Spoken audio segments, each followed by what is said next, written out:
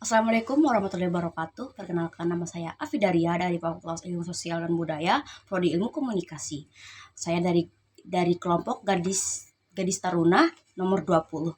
Hari ini saya ingin melakukan resume terkait materi-materi yang telah disampaikan di saat ospek tanggal 5 Disnatalis. Yang pertama itu tentu saja ada orasi yang disampaikan oleh Bu Haji Hovifah, Gubernur Jawa Timur, yaitu tentang beberapa motivasi-motivasi yang diberikan kepada kita. Yang pertama adalah the ever changing life.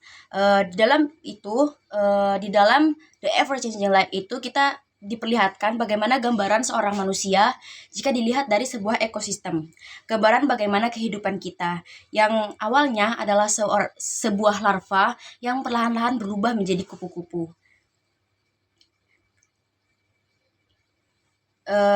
Di ekosistem tersebut itu terlihat bagaimana gambaran ketika hidup kita berubah, namun yang tidak berubah adalah kehidupan itu sendiri. Nah, kita dapat terbang tinggi karena sudah memiliki kemampuan dan kreativitas serta pengetahuan. Nah,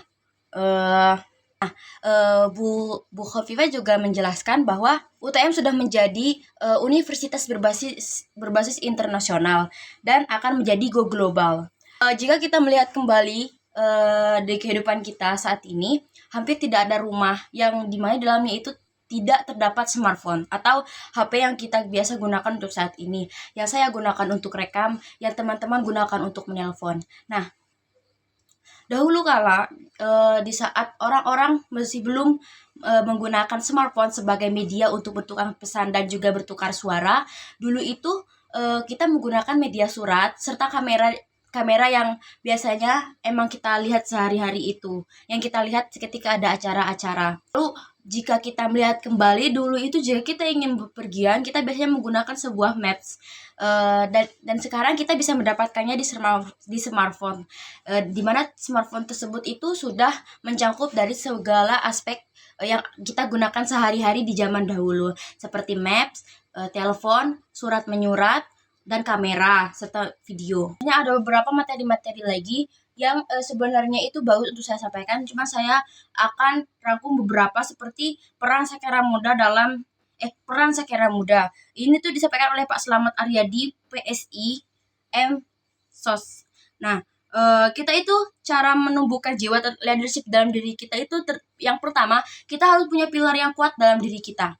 Lalu pilar yang kokoh tersebut harus memiliki jiwa berkebangsaan, berjiwa yang bebas, bernegara dan sesuai asas. Nah, ada konsensus dasar di dalamnya itu seperti Pancasila. Nah, Pancasila itu adalah ideologi dan sudah menjadi final karena itu adalah dasar negara. Lalu ada Bhinneka Tunggal Ika yang artinya berbeda-beda tetapi tetap satu jua. Dan NKRI, Negara Kesatuan Republik Indonesia, serta Undang-Undang Dasar 1945 UUD 1945. Nah, ada juga beberapa yang disampaikan oleh Pak Polri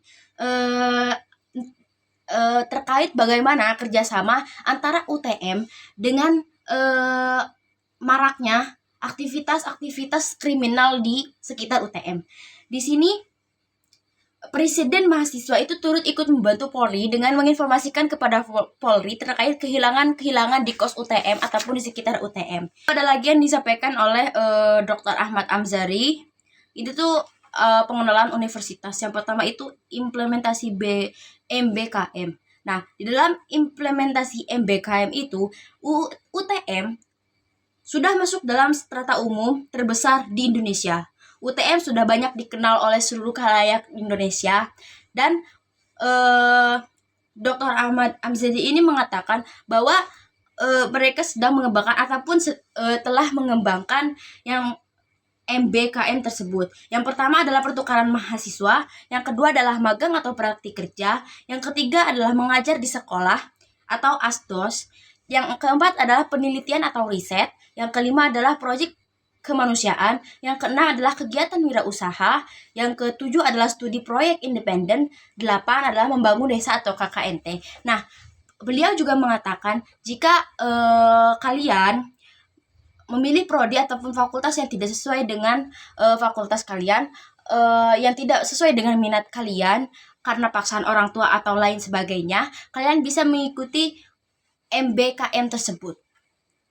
Lalu ada yang disampaikan oleh Pak Arif Basuki, yaitu struktur organisasi, di mana setiap universitas itu tuh punya cara-cara yang berbeda untuk mengelola organisasi di dalamnya. Pak Sorikin juga mengatakan bahwa semua harus jadi pejuang yang tangguh. Yaitu ada 2 kunci sukses. Yang pertama kunci, yaitu motivasi, kesempatan, dan kesempatan itu harus diraih, harus cepat-cepatan dapat. Lalu sukses. Sukses itu tidak memandang kulit, tidak memandang ras, tidak memandang agama. Siapapun kamu dapat meraih kesuksesan tersebut. Nah, sekian tentang riset materi yang saya tangkap. Kurang lebihnya mohon maaf jika ada kekurangan. Wassalamualaikum warahmatullahi wabarakatuh.